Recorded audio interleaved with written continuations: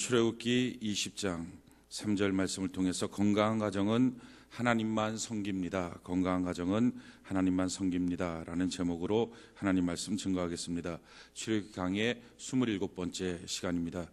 우리 시대의 가장 대표적인 기독교 철학자인 프란시스 셰퍼는 우리 인류가 19세기에서 20세기로 넘어가면서 절망의 선을 넘어버리고 말았다라고 표현을 했습니다. 그것은 무슨 말이냐면은 가장 인류에게 있어서 위험한 변화가 바로 그 시대에 있었다 하는 것입니다. 19세기 때만 해도 사람들은 예수를 믿든지 믿지 않든지 공통의 가치관, 절대적 가치관이라고 그러죠. 그런 것들을 소유하고 있었습니다. 예를 들면 10계명, 5계명부터 10계명까지 있는 살인하지 말라, 간음하지 말라, 부모 공경하라, 도적질하지 말라, 거짓말하지 말라, 탐심 갖지 말라. 이것은 예수를 믿는 사람이든지 믿지 않는 사람이든지 다 맞다라고 여기는 공통의 절대적 가치관을 갖고 있었습니다. 우리나라도 마찬가지로 유교라고 하는 배경을 통해서 공동의 가치관들, 절대적인 가치관, 반드시 누가 봐도 옳은 것, 이런 것들을 다 갖고 있었습니다. 근데 문제는 20세기로 넘었으면서 포스트 모던 시대가 되면서 이런 공통의 가치관이 무너졌다는 것입니다. 오늘날 가정의 위기는 경제적인 위기가 아니고 건강의 위기가 아니고 그 어떤 다른 성공하지 못한 그런 위기들이 아니라 가치관의 위기입니다. 한 군데 모여서 한 집안에 있지만 남편과 아내의 가치관이 다릅니다. 부모와 자녀의 가치관이 다릅니다. 그러니까 평상시에 이것은 문제가 되지 않다가 그 가정에 어떤 문제만 생기면 자기 가치관이 다르니까 그 문제에 대한 반응이 다르고 해답이 다릅니다. 그래서 문제만 터지면 갈등이 폭발합니다. 문제만 터지면 그래서 이혼으로 치닫습니다. 문제만 터지면 더 큰 문제를 발생시킵니다. 이것은 국가 공동체도 지금 마찬가지입니다. 우리가 한민족이라고 말을 하지만 사실은 우리나라의 가장 큰 위기는 경제적인 위기가 아닙니다. 다른 어떤 문화적인 위기가 아니라 공통의 가치관이 없다는 것입니다. 어떤 사람들은 자기의 가치관을 갖고 150만 원 벌금 나와도 그 사람은 사표 내고 죽일 놈이다. 또 어떤 사람은 3천만 원 벌금이 나와도 그 사람은 용사고 대단한 우리나라의 애국자다. 가치관이 다릅니다. 그러니까 어떤 문제만 터지기만 하면 그 문제에 대해서 서로 간의 힘겨루기, 싸움, 다툼, 문제가 증폭돼서 더 큰 문제들을 일으키고 있습니다. 회사도 마찬가지예요. 노사 간의 가치관이 다릅니다. 어떻게 하면 회복이 됩니까? 가정이 어떻게 하면 회복이 될까요?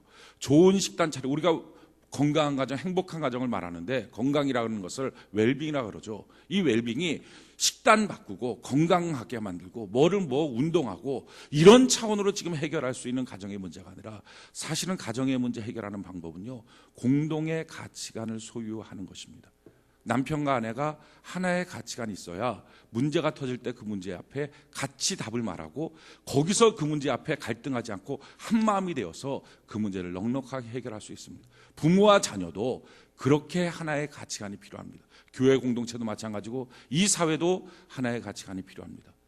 우리가 붙들어야 될 가치관이 무엇입니까? 십계명이라고 하는 것이 왜 필요했는가? 신명기, 우리가 출애굽기 20장에도 십계명이 있지만 신명기 5장에도 십계명이 있습니다.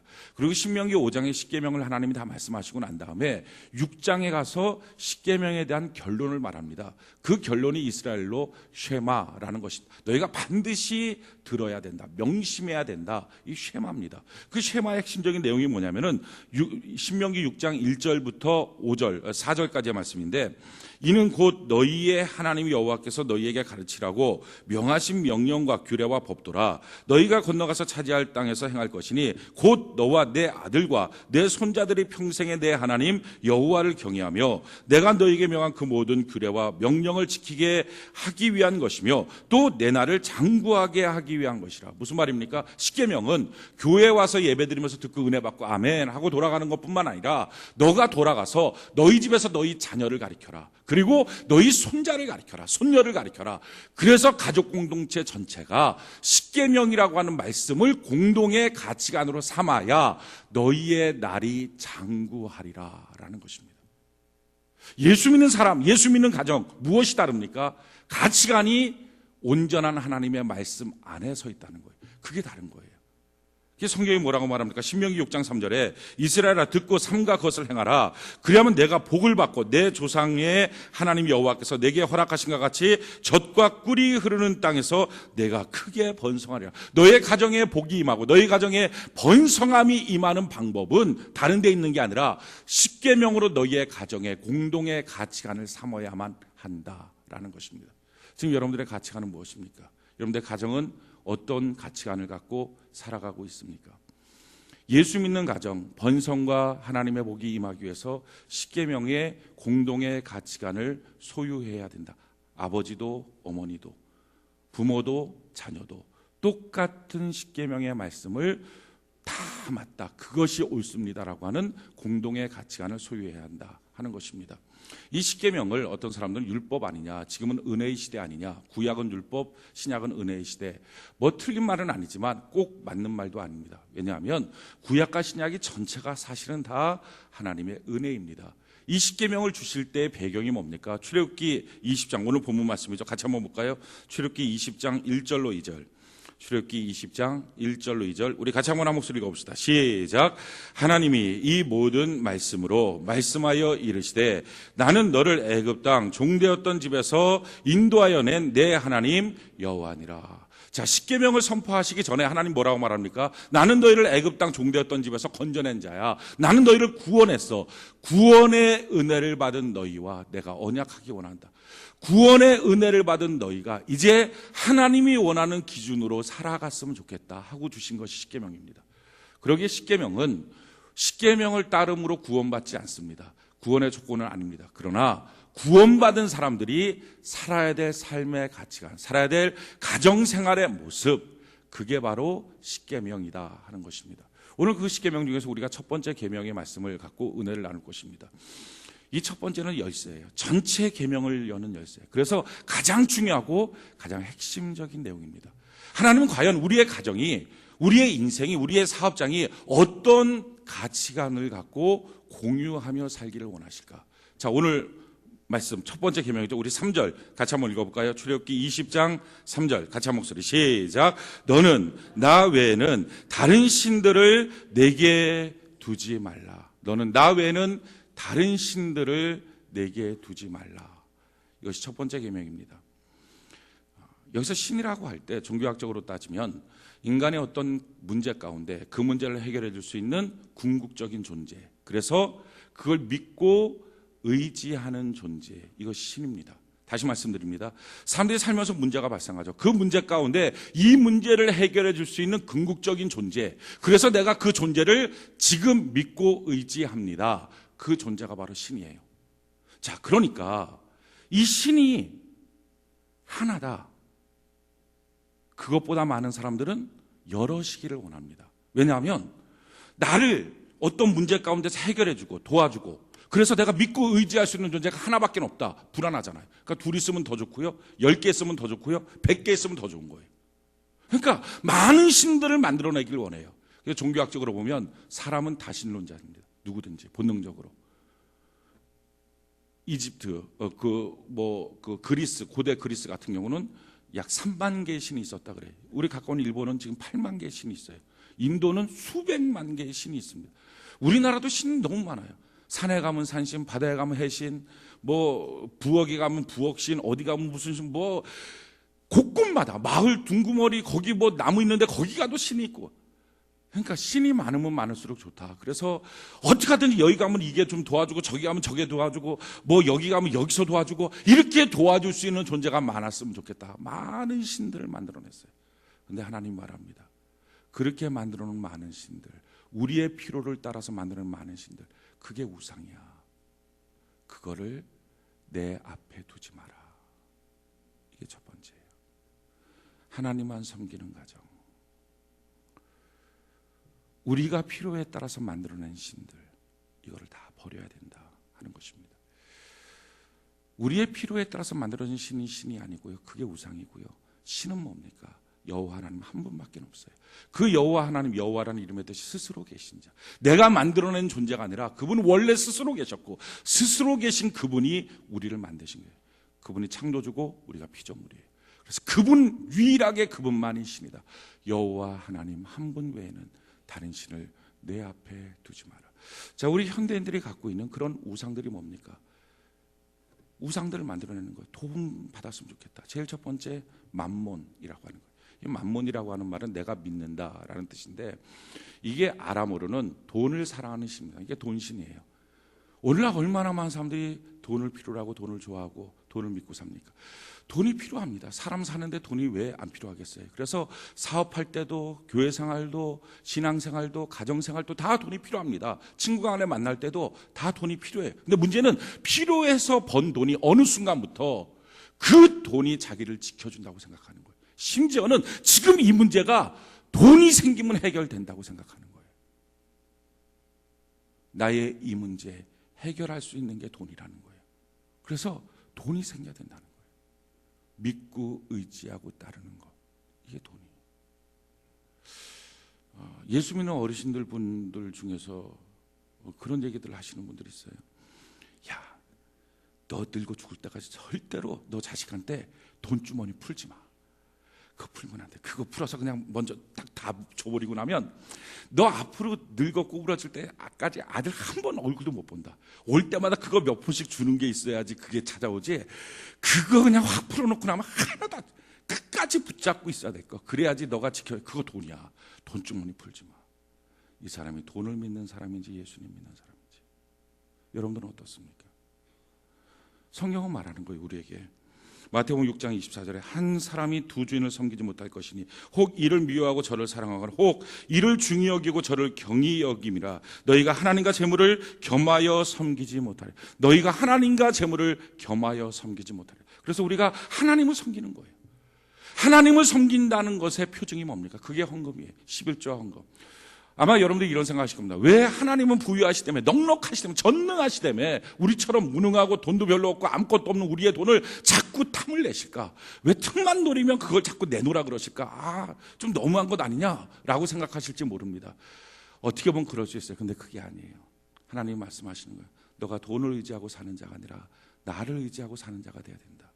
그래서 그 표시가 11조와 헌금입니다. 사람은요, 그 몇 푼이 있으면 며칠 더 살 수 있다는 걸 알아요. 11조 드리는 그 얼마가 자기의 생활 속에 무엇을 더 줄 수 있는 돈이라는 걸 압니다. 그래서 그게 너무 아까운 거예요. 그런데 이 돈 가지면 며칠 더 살지만 나는 돈 갖고 사는 자가 아니라 하나님의 은혜로 살겠습니다 하고 고백하는 신앙의 고백의 표시, 이게 11조 헌금이에요. 미국의 어떤 목사님한테 젊은 사람이 와서 기도 부탁을 했다 그래요. 목사님, 저 기도해 주세요. 무슨 기도할까요? 제가 사업을 하기 원하고요, 사업에서 아주 성공하기 원해요. 잘 되기 원해요. 알았어요, 기도할게요. 하나님의 사주입니다. 사업하고 성공하고 잘 되게. 열심히 기도했어요. 정말 기도한 대로 하나님께서 은혜와 복을 주어서 그 사람의 사업이 너무 잘 된 거예요. 체인점이 막 생기고 너무 잘 됐어요. 너무 잘 되니까, 근데 그 사람의 문제가 교회를 안 나오는 거예요. 어느 날 그 목사님이 그 청년을, 그 젊은이를 이제 만났고, 형제님 요즘에 사업 너무 잘 됩니다. 왜 교회를 안 나오세요? 거기다가 교회 안 나오니까 11조 안 내는 건 당연하니까 왜 11조는 안 내세요? 그랬더니 그 젊은이가 하는 말이 이거예요. 목사님, 제가요 사업체가 한두 개가 아니에요. 너무 많아. 이 많은 사업체 다 돌려보니까 시간이 없어서 교회를 못 가요. 11조는요. 제가요 버는 돈이 너무 크니까, 이게 100만 원일 때 10만 원 11조 하는 건 별것 아니었는데 이게 몇십 먹기 되니까 이거 띄어서 하나님께 드리려고 하니까 팔 하나 뚝 떨어지는 것 같아요. 이게 드릴 수가 없어요. 너무 커요. 그래요. 제가 기도할게요. 목사님 머리에 손을 얹고 기도. 하나님, 이 젊은이가 사업이 너무 잘 돼서 교회 나올 수가 없다고 합니다. 사업 여러 개를 망하게 하셔서 시간이 풍성해져서 언제든지 교회 나올 수밖에 없도록 도와주시고, 돈을 너무 많이 벌어서 11조 내는 게 너무 아깝다고 합니다. 하나님, 포싹 돈이 없어서 한 100원 정도 벌어갖고 10원 11조 내는 게 아무것도 없도록, 이상 없도록 그냥 만들어 주옵소까지 나오는데 그 벌떡, 목사님 알겠습니다. 제가 하나님 섬기겠습니다. 사랑하는 성도 여러분, 여러분들은 무엇을 섬깁니까? 여러분들의 가정은 무엇을 섬깁니까? 여러분들의 삶에 지금 돈이 필요합니까? 사람들이 이렇게 기도해요. 하나님, 지금 물질 문제 터졌어요. 돈이 필요해요. 돈을 주세요. 하나님, 돈을 주세요. 참 신기해요. 분명히 하나님께 기도했어요. 하나님 했어요. 근데 이상한 게 사람은요, 기도 끝나고 나면 하나님께라고 하는 건 잊어버리고 돈만 생각나요. 마지막 무엇이 필요하다고 했던 것만 생각나요. 그래서 기도 끝나고 난 다음부터 그다음부터 사람이 어떻게 하면 돈 벌까, 어떻게 하면 돈이 생길까, 그것만 쫓아다녀요. 그리고 나서 그 돈을 벌려고 이것저것 다 하고 예배도 빠지고 뭐도 하고 양심도 팔아먹고 신앙도 팔아먹어도 어쩔 수 없이 하나님의 응답 가운데 돈을 벌고 있는 거라고 착각합니다. 사랑하는 성도 여러분, 돈이 필요합니까? 그렇다면 그 돈이 내 문제를 지금 해결한다고 믿고 있는 돈신 아닙니까? 우리는 돈이 필요한 사람이 아니에요. 돈의 문제가 터졌을 때 필요한 게 뭐예요? 하나님, 난 하나님 필요합니다. 난 하나님 없으면 안 됩니다. 하나님이 필요한 거 아니에요. 하나님 말씀하는 거예요. 너 앞에 하나님 외에 다른 신 두지 마라. 오늘 그거 하나님과 약속해야 합니다. 내 모든 것 나의 생명까지 다 주님 앞에 드립니다. 주 임재 안에서 이제 내 영혼 자유에 내가 주님 앞에서, 우리 신앙생활에요, 가장 중요한 게 뭐예요? 내 모든 것 다 내어놓고 지금 가져야 될 것, 나는 하나님 필요합니다. 우리 두 번째 신이 뭐예요? 건강이라는 신이에요. 사람들이 건강 참 필요로 합니다. 성경도 육체의 연습은 중요하다. 그래서 건강의 필요성을 말하고 있어요. 이 건강이 필요한 이유는 우리의 육체가 성령 하나님이 거하시는 성령의 전이기 때문에 그래요. 그런데 문제는요, 이 육체의 건강, 여기를 위해서 사는 거예요. 이게 없으면 안 된다는 거예요. 그러니까 너 다 건강 지켜. 너 건강 무너지면 다 끝이야. 아무것도 소용없어. 건강 지켜. 얼마나 오늘날 사람들이 이 건강에 목숨 거는지 몰라요. 조금만 아파도 아이고 교회 못 가. 조금만, 아이가 날씨가 조금만 좋다, 아이고 이 감기 걸려, 안 돼. 병들었습니까? 그럼 하나님께 기도할 때 하나님 건강 주세요가 아니고요. 왜요? 건강 주세요라고 기도하면 하나님께 기도했음에도 불구하고 건강밖에 머리에 안 떠올라서 자기가 필요한 대로, 자기가 말한 대로 그것만 쫓아가는 거예요. 그래서 건강하기 위해서 예배도 안 드리고 봉사도 안 하고 그래도 합당하다고 생각합니다. 사람은요, 자기가 믿고 있는 신대로 자기의 인격이 결정돼요. 돈을 믿고 있는 사람은 돈과 같은 인격으로, 건강을 믿고 있는 사람은 건강과 같은 인격으로, 병들었으면요, 주님 나 건강 필요해요가 아니라, 물론 그런 기도도 해야 되지만 훨씬 더 많은 기도의 분량이 뭐예요? 난 지금 예수님이 필요합니다. 난 지금 예수님이 필요합니다. 그 예수님이 오셔서 예수님이 부여도 주시고 건강도 주시고 기쁨도 주시고 나머지도 다 그분이 주시는 것 아닙니까? 내가 필요한 게 아니고요. 내가 필요한 그것이 내 인생의 문제를 해결할 수 있는 게 아니고요. 세 번째, 사람들이 갖고 있는 오늘날의 우상, 그것은 뭡니까? 그것은요, 즐거움이에요. 쾌락이에요. 오늘 얼마나 많은 사람이 즐거움을 따라 삽니까? 성경은요, 즐거움을 반대하지 않아요. 즐거워해야 된다라고 도리어 말하고 있어요. 성경이 이와 같이 말합니다. 전도서 9장 9절에 내 헛된 평생의 모든 날, 곧 하나님이 해 아래에서 내게 주신 모든 헛된 날에 내가 사랑하는 아내와 함께 즐겁게 살지어다. 그것이 내가 평생의 해 아래에서 수고하고 얻은 내 몫이다. 우리의 인생의 몫은 뭡니까? 내가 즐겁게 사는 것이다. 내 가정과 내 아내와 내 자녀들과 즐겁게 사는 것, 이게 너무 좋다는 거예요. 근데 문제는요, 그게 인생의 목적이면 안 돼요. 행복이 목적이면 안 돼요. 즐거운 게 목적이면 안 돼요. 그래서 많은 사람들이 기도하는 거, 하나님 남편의 사랑이 필요해요. 하나님 내 가정에 행복을 주세요. 그래서 그 다음부터 어떻게 합니까? 남편만 보는 거예요. 아내만 보는 거예요. 어떻게 하면 행복할까만 보는 거예요. 주님이 오셔야 진짜 기쁨이 있는데, 주님이 오셔야 진짜 사랑이 있는데, 하나님 우리 가정에 정말 주님이 필요한데요. 내 가정에 주님의 임재가 있어야 되는데요.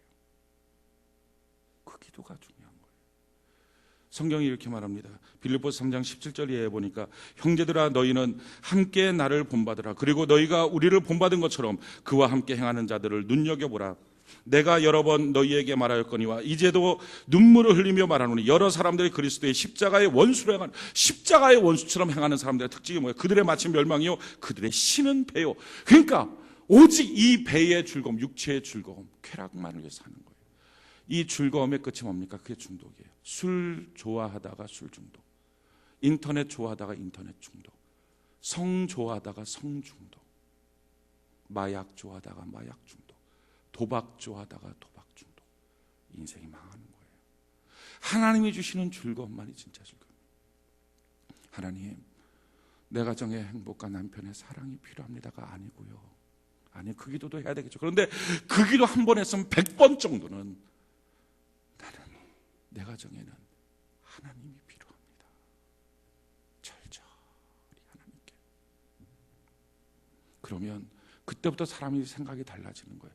어떻게 하면 행복을 얻을 수 있지? 어디 가야 되지? 어떻게 하면 남편의 사랑을 받을 수 있지? 그게 아니라 어떻게 하면 하나님을 내가 모실 수 있지? 달라져요. 그때부터 역사가 나타나요. 나 외에는 너 앞에 다른 신 두지 마라. 그 다음에 믿고 있는 신들이 뭡니까? 자아라고 하는 신, 나 자신, 명예, 권력 이런 것들을 얼마나 좋아하는지 몰라요.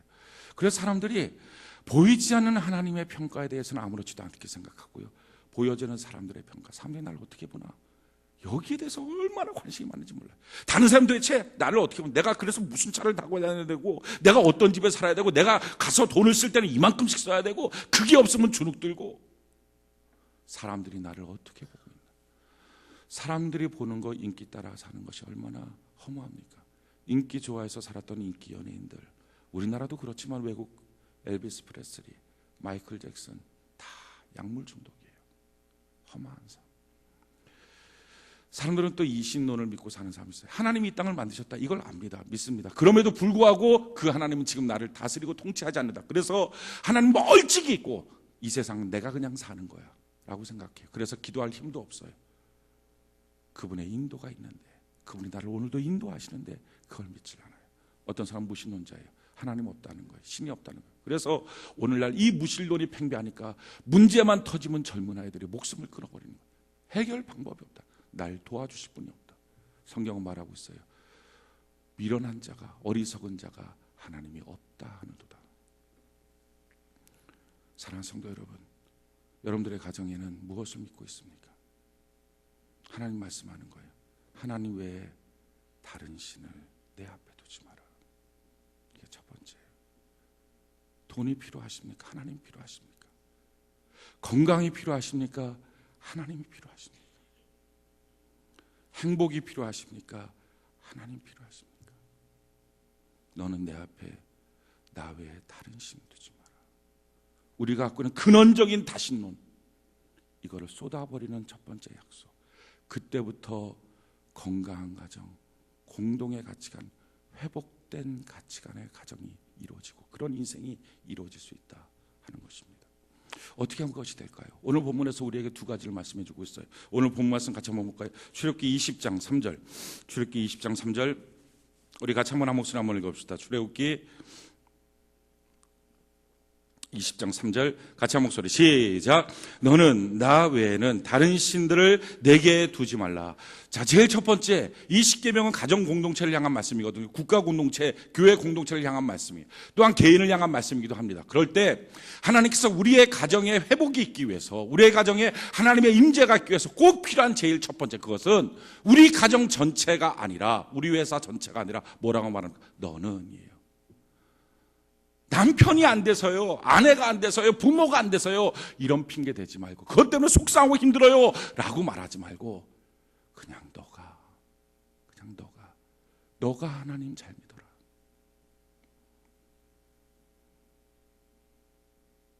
내가 남편 못 바꾸죠.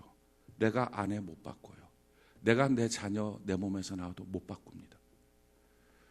성경이 이렇게 말하는 거예요. 로마서 6장 11절로 13절에 이와 같이 너희도 너희 자신을 죄에 대하여는 죽은 자요 그리스도 예수 안에서 하나님께 대하여는 산 자로 여길지어다. 그러므로 너희는 죄가 너희 죽을 몸을 지배하지 못하게 하여 몸의 사욕에 순종하지 말고 또 너희 지체를 불의의 무기로 죄에게 내주지 말고 오직 너희 자신을 죽은 자 가운데서 다시 살아난 자같이 하나님께 드리며 너희 지체를 의의 무기로 하나님께 드리라. 우리의 인생을 놓고 하나님 뭐라고 말합니까? 너의 지체를 의의 무기로 하나님께 드리라. 이 무기라고 하는 말은 위폰이 아니에요. 그러니까 총 쏘고 활, 칼 이게 아니라 인스트루먼트입니다. 악기예요.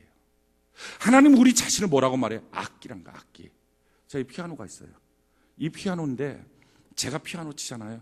전 피아노를 배운 적이 없어요. 못 배웠어요. 그래갖고 제가 치는 건 젓가락 행진곡 띵띵띵띵 똥똥똥 그거.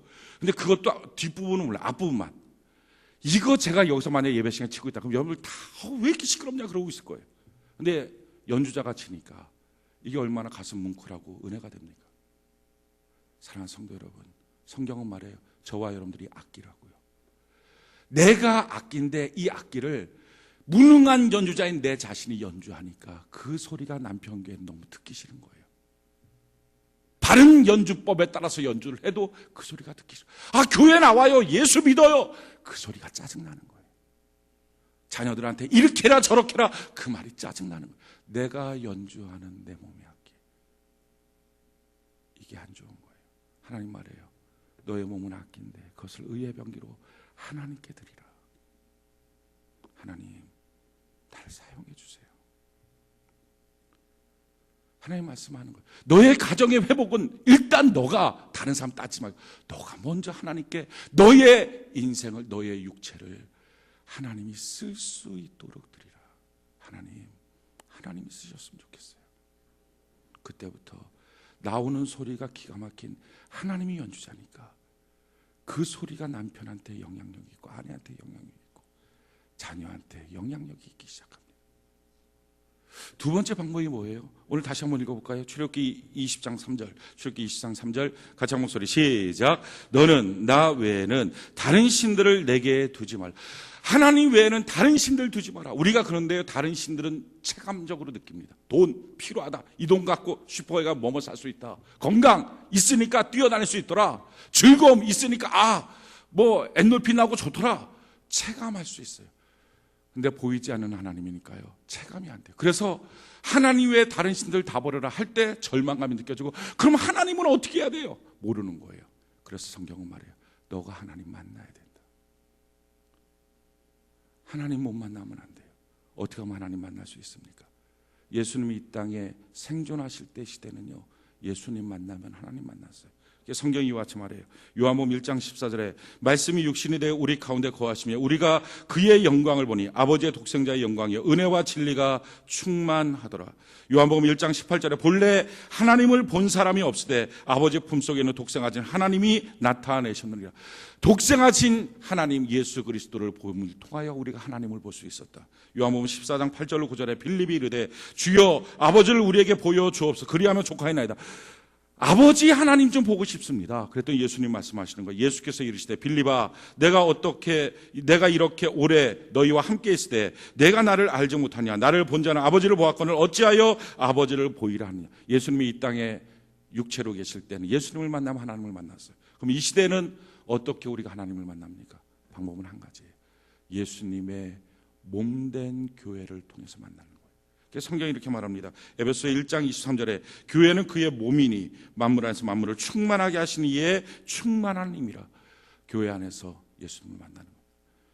성경은 이렇게 말합니다. 천국에 대한 설명을 할 때요, 마태복음 13장 44절에 천국은 마치 밭에 감추인 보화와 같으니 사람이 이를 발견한 후 숨겨두고 기뻐하며 돌아와서 자기의 소유를 다 팔아 그 밭을 사느니라. 천국이 어떤 곳이냐? 밭에 보화가 있다는 거예요. 어떤 농부가 자기 밭도 아니죠. 소작농이에요. 그 농부가 가서 밭을 켰는데 이 밭이 막 돌밭이고 소출들 별로 없는 밭이에요. 그러니까 그걸 막 캐고 있는데 어느 날 보니까 툭툭툭 이상한 소리가 나요. 이게 무슨 소리인가? 막 비워보니까 나무 상자가 나오는 거예요.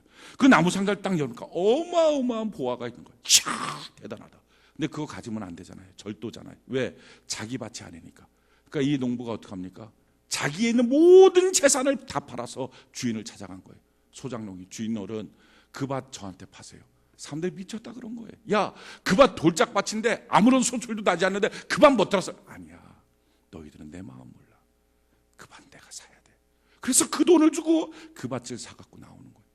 그리고 그 밭에 가서 그 보화를 갖고 인생이 바뀌어지는 거예요. 천국이 이와 같다는 거예요. 천국이 뭡니까? 하나님의 나라가 어떤 거예요? 밭을 사야 밭 가운데 있는 보화를 만난다. 그 밭이 뭐예요? 그게 교회예요. 교회는 겉으로 보면요, 사람밖에 안 보여요. 그 사람도 괜찮은 사람들 많은 게 아니라 안 괜찮은 사람들이 많을 수 있어요. 돌짝밭에 소출도 없어요. 그러니까 교회에서 수고하고 일하고 봉사하고 예배드리는 모든 것들이 어떤 사람들이 봤을 때 한심한 일처럼 보이는 거예요. 야, 그래봤자 무슨 소용 있어? 그거 갖고 뭐가 되겠어? 근데 너희들은 내 마음 몰라. 그 밭에는요, 보화가 있는 거예요. 밭이 밭으로만 끝난다 그러면 누가 보통의 공동체보다도 더 못한 교회 공동체에서 자기의 인생을 걸겠습니까? 밭이 밭으로 끝나는 게 아니라 거기는 보화 대신 예수 그리스도가 있는 거예요.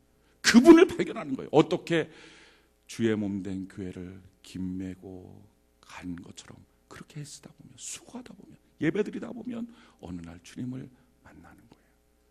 그 주님 만나고 주님 정말 계셨군요. 그 주님 모시고 주님 외에 다른 신 내가 두지 않겠습니다. 그걸 고백하는 신앙. 이게 첫 번째 가족 공동체의 공통의 가치관입니다. 우리 십계명 첫 번째는요, 하나님 외에 다른 신 두지 마라. 사랑하는 성도 여러분, 지금 여러분들이 뭐라고 기도하십니까? 돈 필요하다고 기도하지 마세요. 사랑 필요하다고 기도하지 마세요. 건강 필요하다고 기도하지 마세요. 행복 필요하다고 기도하지 마세요. 그건 주님 오시면 해결돼요. 정말 우리에게 필요한 것은요, 예수님, 난 예수님이 필요한데요. 난 예수님이 필요한데요. 예수님, 더럽고 추한 말국간 말고유 같은 내 마음에 오실 수 있나요? 날 다스려 주세요. 날 사용해 주세요. 그래서 나가 하나님 안에서 기가 막힌 소리가 나오게 하셔서 내 주변이 바뀌어지고 변화되고 내가 주의 몸된 교회 안에서 수고하고 헌신하다가 보화 되신 예수님 손잡고 동행하게 해주세요. 우리 이제 찬양 부를 거예요. 이 찬양 부를 때 난 정말 예수님이 필요하다고 고백하면서 예수님의 임재를 우리가 고백하고 기도하고 주님께 나가는 은혜가 있기를 바랍니다. 우리 같이 찬양합시다.